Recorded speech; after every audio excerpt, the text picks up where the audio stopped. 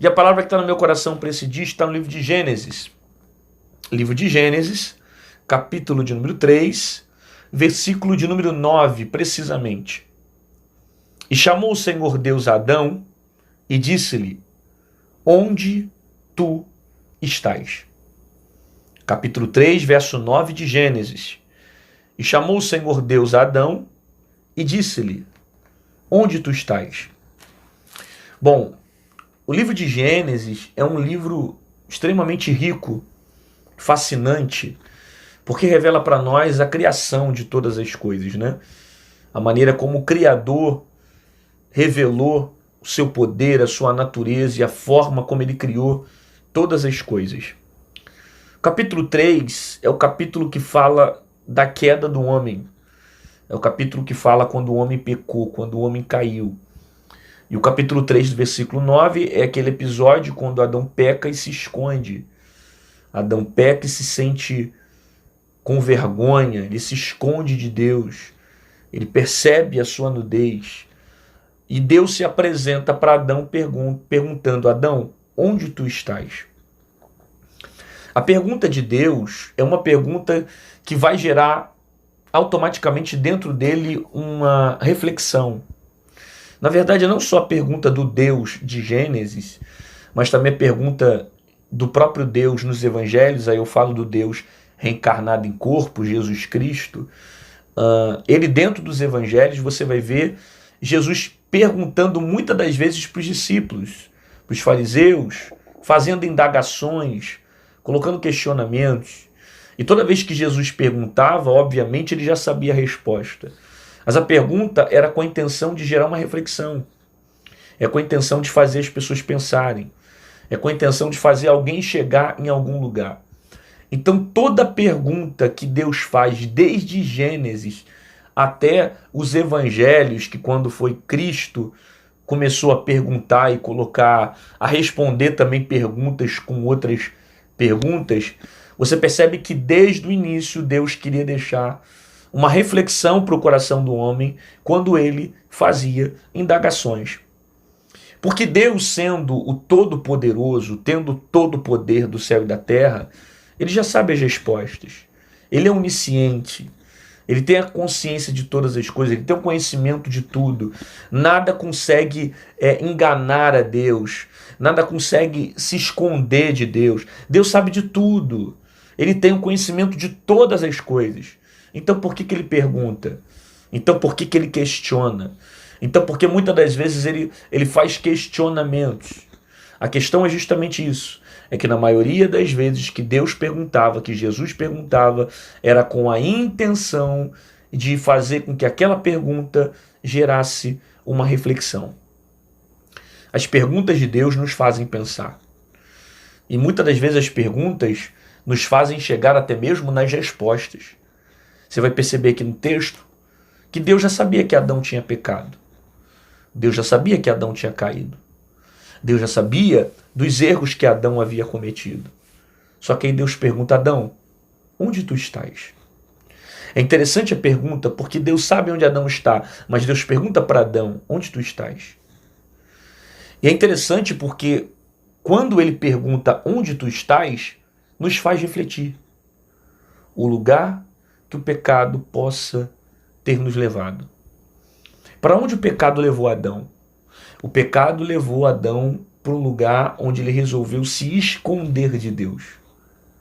Ele percebeu que estava nu e ao perceber se esconde. O pecado faz isso. O pecado faz a gente se esconder. O pecado faz a gente omitir. O pecado faz a gente, muitas das vezes, viver essa negativa dentro do nosso espírito, do nosso coração. Porque o pecado faz você viver uma mentira. Ele está se escondendo, ele está com vergonha. O pecado gera tudo isso. Ele se esconde por causa do seu pecado. E ao descobrir que estava nu, foi exposto ali os seus erros, foi exposto ali não os seus erros, mas a sua nudez, a sua vergonha, que foi gerada pelo seu próprio pecado. Então a pergunta de Deus, ela gera em nós uma grande reflexão. Onde tu estás, Adão? Você tem ideia para onde o pecado está te levando? Você tem ideia para onde os seus erros estão te levando? Você tem ideia o que essa queda gerou dentro de você? Onde tu estás? Percebeu o local?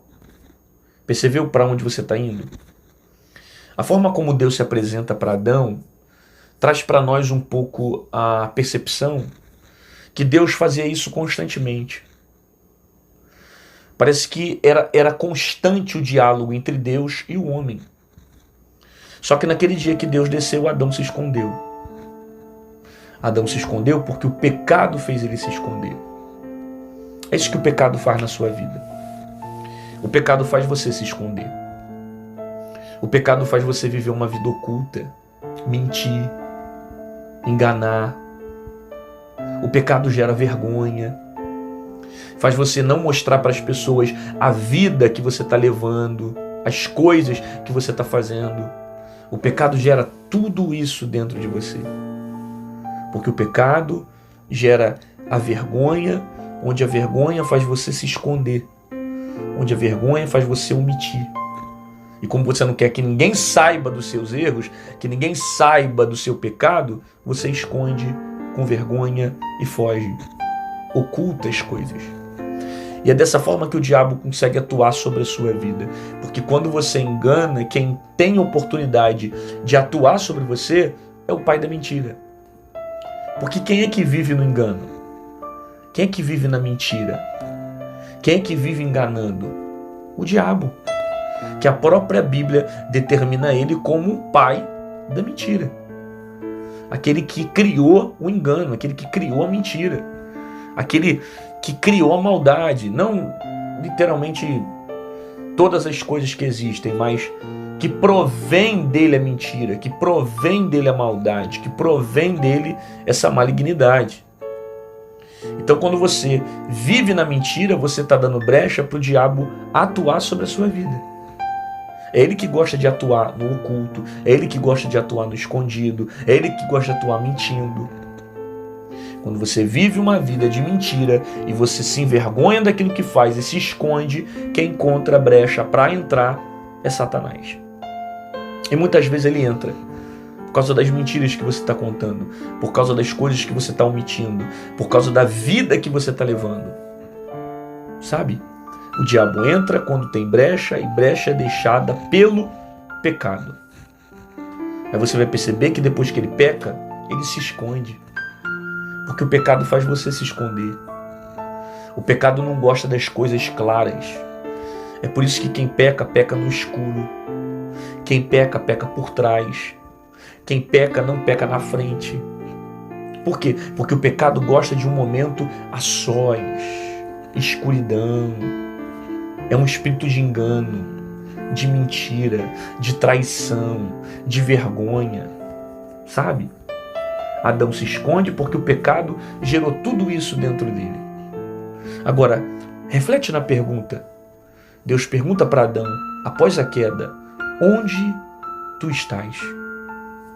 Deus sabia onde Adão estava? Claro que sabia onde estava. Deus sabia o que Adão tinha feito? Claro que sabia o que Adão tinha feito. Deus sabia que Adão já estava caído? Claro que sabia, ele é onisciente. Ele tem a ciência de todas as coisas. Então por que Deus pergunta onde tu estás? A gente precisa pensar. Porque a pergunta de Deus para Adão está fazendo Adão refletir. Em que lugar eu entrei? Para onde o pecado me levou? Qual o local que o pecado gerou dentro de mim? Às vezes por causa dos seus erros você está entrando em locais que não era para você entrar. Às vezes por causa do pecado você está assumindo posições que não era para você assumir. Aí Deus pergunta, onde tu estás? Você tem ideia para onde o pecado está te levando? Você tem ideia para onde a sua queda está te levando? Você tem ideia para onde os seus erros estão te levando? Você tem ideia do abismo que você está entrando? Do buraco que você está descendo? Você faz ideia o local que o pecado está te levando? Porque a intenção do pecado é só te levar para o abismo. Não tem subida. Não tem crescimento. O pecado só gera morte e desgraça. Já diz a Bíblia, o salário do pecado é a morte. E a primeira morte que chega é espiritual. É por isso que você perde a vontade de orar, de buscar, de ler Bíblia, de se consagrar, de ter um momento com Deus, porque o pecado vai matando você espiritualmente. O pecado destrói tudo, sabe? Então, às vezes você não está percebendo para onde esse pecado está te levando e Deus está te perguntando onde tu estás. A gente conversava sempre no jardim. A gente sempre tinha aquele diálogo pela manhã. Tinha sempre um cantinho que você costumava orar no teu quarto. O tempo que você reservava para ler mais a Bíblia e para dedicar tempo a mim. Onde tu estás? Você consegue perceber para onde o pecado está levando você? Para onde essa queda está levando você? E pelo fato de você não se despertar ainda, você está afundando cada vez mais. E a Bíblia já dizia que um abismo chama um outro abismo. Você vai afundando, você vai errando, você vai caindo, você vai falhando, você vai pecando. E quando menos percebe, você está se distanciando do propósito de Deus. Deus vira para Adão após a queda e pergunta: onde tu estás? E a pergunta de Deus para Adão me faz pensar muito. Me faz pensar porque Deus não perguntou a Adão: o que tu fez? Deus perguntou a Adão: onde tu estás? Por que Deus não pergunta para Adão o que tu fez? Por que Deus pergunta para Adão onde tu estás? A pergunta de Deus para Adão não é para perguntar qual foi o erro que ele cometeu. A pergunta de Deus para Adão é: onde tu estás?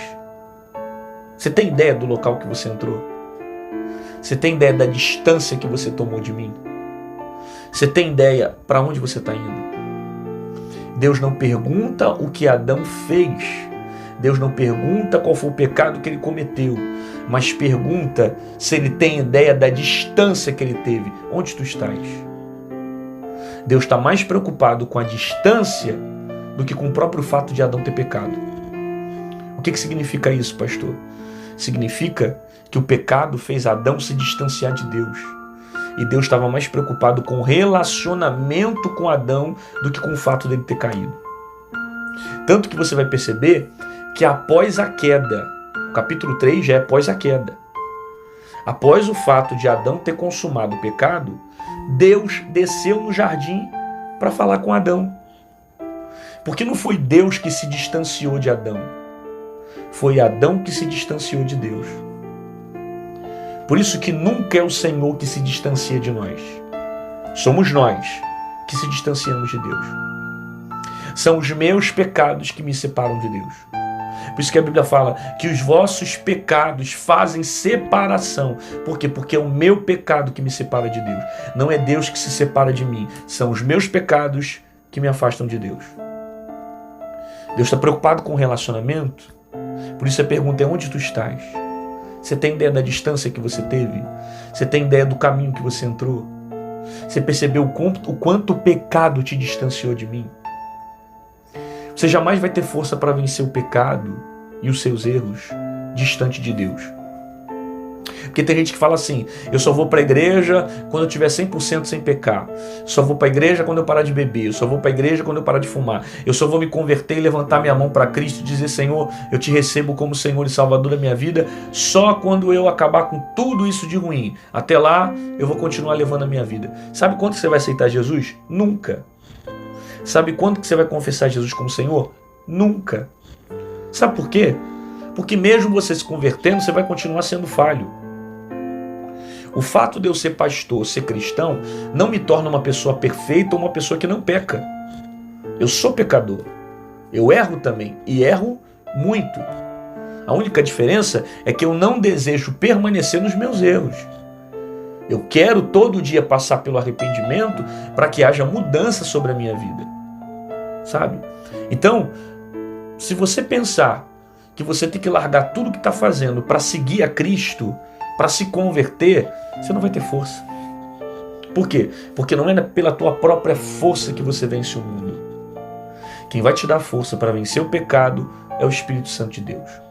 A Bíblia diz que quem convence o homem do pecado é o Espírito.